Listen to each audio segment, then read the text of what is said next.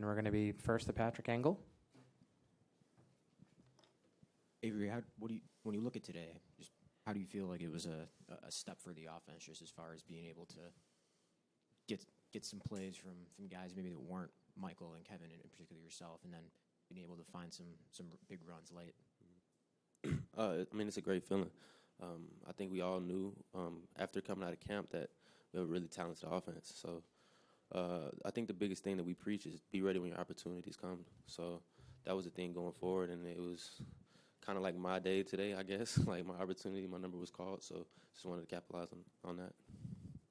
What did you see on Kyren's touchdown, and really just what do you see from him in practice on a daily basis, just being able to kind of snake through defenses like that? Oh my God, he's insane. Like his ability to just maneuver like through tight spaces to make people miss, his strength to stay up when, like you saw number 6 get on his back. Like I was right there running next to him, so I got probably the best view of it. I mean, it was just incredible. I kind of was just watching him for a second and forgot I had to block for him at the same time because, I don't know, he's just so entertaining, man. He's a really good football player.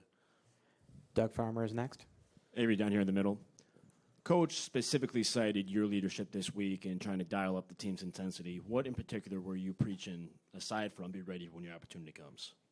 I think the overarching theme this week was a sense of urgency. We just wanted to up our preparation with that sense of urgency. So putting ourselves in these stressful situations in practice so that when in the game it happens, we're more comfortable or ready for the situation. On my part, I just know how those successful teams in the past have been, because there's not too many of those guys in the locker room that have been a part of those undefeated teams, those teams that went to the playoffs. So I know how hard we worked in practice, and I just wanted to translate that over, and whenever it might be a little low, I wanted to bring energy and just say what I needed to say to get the guys going.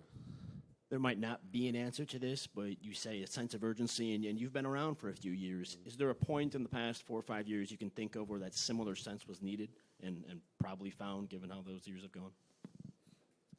Yeah, after Ball State, I forget what year that was. 18. Yeah, 18. Pretty much a similar thing happened. Like, we knew we had a very talented team, but it's just, it's not that we didn't practice hard, it's that we just weren't. It's just like, it goes back to the sense of urgency. We just needed to pick it up in practice. So. Appreciate it. Tyler James is next. Avery, it seems like you've run open on some plays in the first 2 games, and maybe Jack wasn't looking for you, but you guys were able to connect on the deep post today. How does that sort of culminate into that moment where you guys are able to connect in that deep pass? Oh, man, it's an amazing feeling. I knew it was coming to me based off of the look, and we were repping it in practice. But, yeah, man, to finally connect on one of them, it felt amazing. It was such a great feeling. Jack really played well, and he put the ball in the perfect spot, and it happened the way it happened. Yeah. Some of the other receivers had a couple drops and had some tough situations today. You made a couple tough catches in traffic. What does that say about you as a leader? And do you feel like you need to rise up in those moments when the other guys are struggling?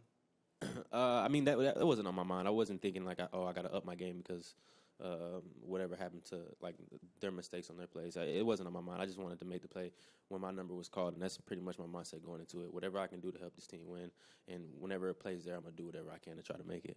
Do you get a sense that the receivers and Jack are getting on the same page better as the season moves forward? Oh, absolutely. Absolutely. I know we didn't perform at our highest level today as a unit, but I mean, I think you guys know we got a lot of talent out there. We got a lot of speed. We're physical.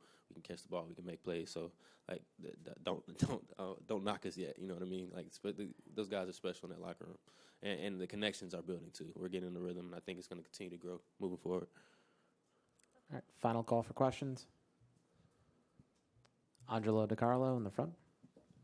Avery, we've probably asked you this a number of times, just of your roller coaster career here and changing positions, but to have a performance like this as a captain, just can you put in perspective what it means to you to play like you did today to help your team get a victory?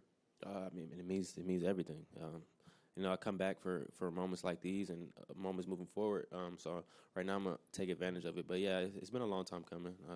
But just keep my head on right, keep working, and when the opportunity comes, like I've been saying, like I just try to make the most of it. So. Yeah. Next week is Wisconsin. Obviously, your quarterback used to be a Badger. What are your thoughts on heading into that one, especially for what it'll be like for Jack?